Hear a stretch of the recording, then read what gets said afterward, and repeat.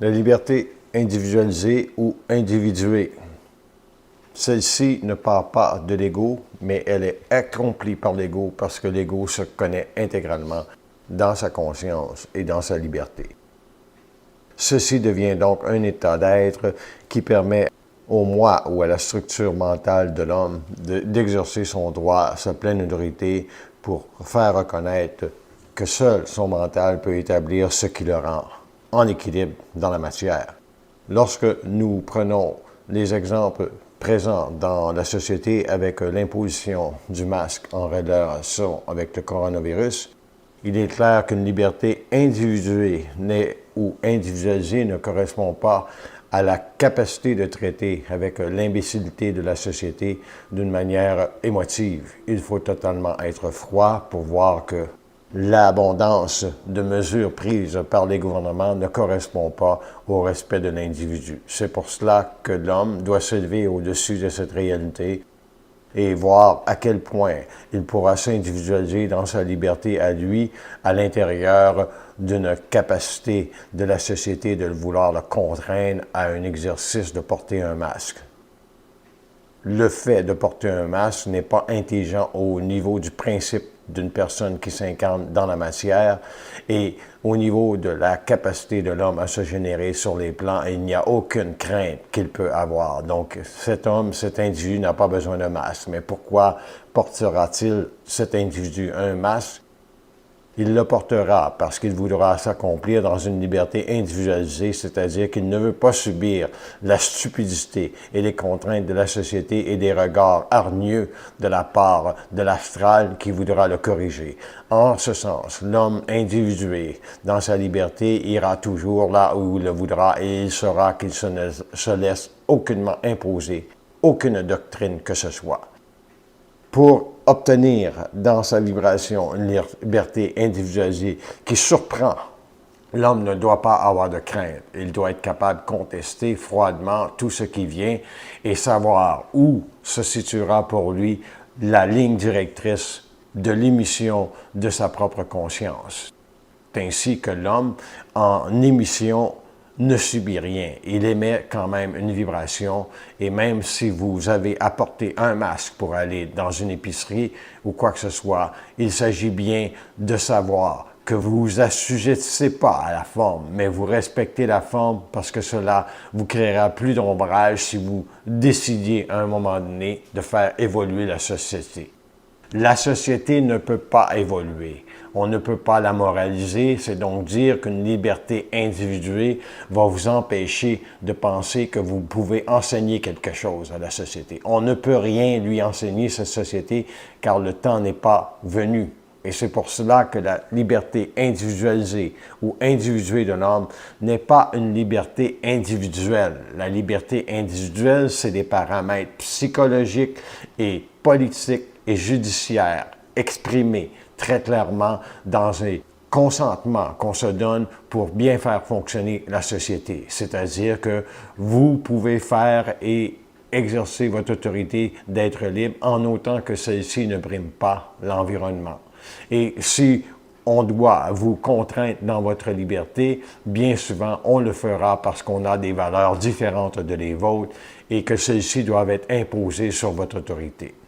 Malheureusement, ici, au Québec, nous ne sommes pas encore sortis de la crainte de voir l'invisible frapper à notre porte et c'est ainsi qu'on se sujette à une petite mascarade au niveau de la capacité de guérir la population ou de protéger la population de quoi que ce soit. Et une liberté individualisée n'a aucunement besoin de protection car elle est elle-même un soleil éclairant, éclatant et qui tonifie dans l'ego sa capacité à s'instruire de combien de temps il devra voir l'humanité consentir à des exercices banals et de ridiculisation de son énergie parce que celui-ci n'est pas autonome en conscience et capable d'administrer lui-même son dominion au niveau de sa psyché.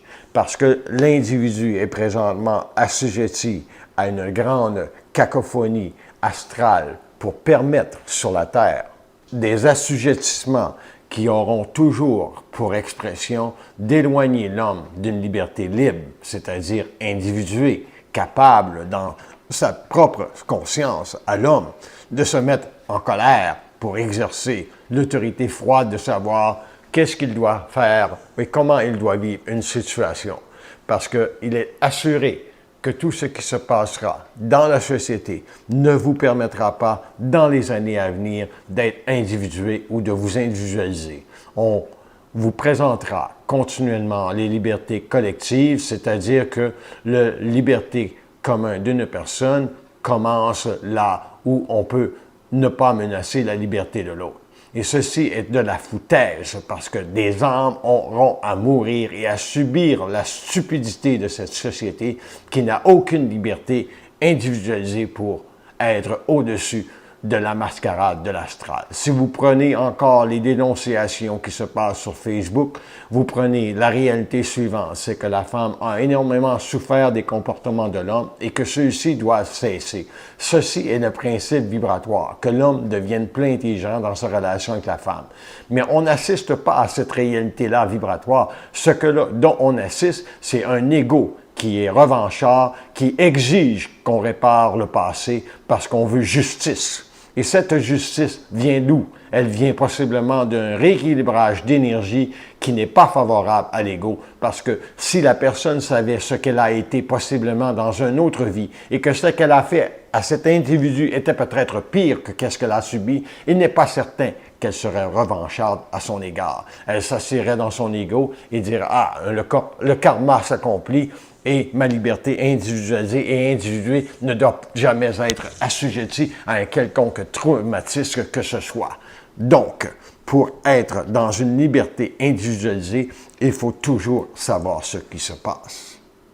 Ce qui se passe présentement sur la Terre, c'est ceci, c'est qu'on n'a pas la capacité d'amener de l'intelligence dans cette société à grande échelle, mais individuellement, cela se fait. Et c'est pour ça que la liberté est individuée, c'est parce que le réceptacle de l'homme pour agencer dans sa conscience le dominion de faire reconnaître son statut à lui sur les plans qu'il n'a pas de crainte face à la société est plus important que de penser défendre une société qui n'a aucune direction et aucune compréhension de ce que doit vivre la Terre dans les années à venir pour exercer sur le mental de l'ego la pression constante de descendre en lui de l'intelligence, c'est-à-dire que l'homme doit être mis en contact avec son double cosmique. S'il ne l'est pas, ce double cosmique présent dans l'homme, imaginez tout ce qui se passera dans les années à venir pour que l'individu puisse, encore une fois, essayer et tenter de justifier ce qu'elle vit parce qu'elle ne comprendra pas ce qu'elle vit. Donc, nous ne sommes pas dans une liberté individualisée ou individuée lorsqu'on ne comprend pas ce que l'on vit. On est dans une liberté tout simplement réfléchie, de compréhension de l'ego, de savoir ce qui se passe, sans même pouvoir accéder à des réponses plus grandes que qu'est-ce que l'ego pense, parce que l'ego ne peut pas se surprendre de la vie, c'est-à-dire qu'il ne sait pas que les pensées viennent d'ailleurs, il ne sait même pas, cet ego, qu'il y a déjà au-dessus de sa tête un agenda pour que s'accomplisse le traumatisme de son karma. Et si une personne n'est pas en mesure de saisir où loge son ego dans la réalité d'une liberté individualisée, cela veut dire qu'elle n'aura jamais accès à de la lumière pour prendre le soleil de sa conscience et établir une fois pour toutes que toute crainte qui viendra en société pour la malmener ou pour la réduire au silence vient toujours de son énergie astrale en lien avec sa propre illusion de comprendre ceci ou cela. Il n'y a rien à comprendre. La plus grande réalité, c'est que la crainte vient des plans parallèles pour assujettir l'ego à de la domination. C'est-à-dire que l'homme n'est pas dans une mesure craintive capable de s'individualiser. Il y a toujours de l'espoir dans la crainte de jours meilleurs, alors que lorsqu'on est individualisé ou individué, il n'y a pas de réalité d'espoir. L'homme sait qu'une réalité doit se passer, doit durer 3 mois, 2 mois, 1 an, 5 ans. Et lorsque celle-ci sera résorbée, il sera le premier à le savoir.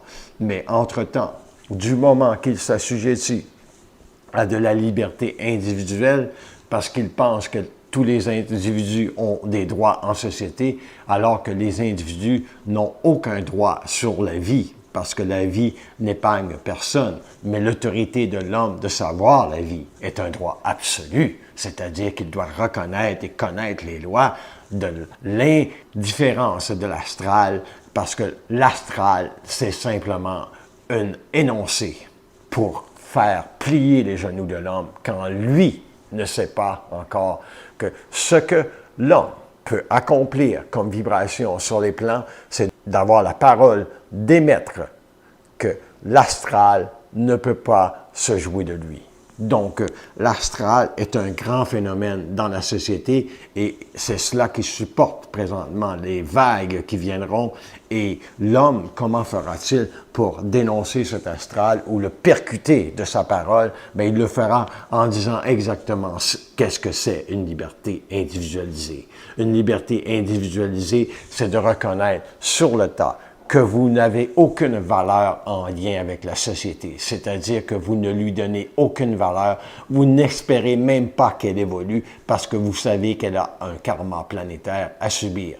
Et lorsque l'homme sait cela, que la Terre doit vivre son karma, il ne se donne pas la valeur de vouloir l'aider, de vouloir la sauver, de vouloir l'éduquer. Il fait simplement parler du principe vibratoire qui mettra en vibration le mental de l'homme pour que lui s'élève au-dessus des craintes et qu'il voit tout fonctionnement de son ego qui l'amène à vouloir penser qu'une façon de faire ou une façon de penser est un acte d'intelligence, alors que l'intelligence vient de la liberté de se désengager totalement de la merde de ce qui se passe en société.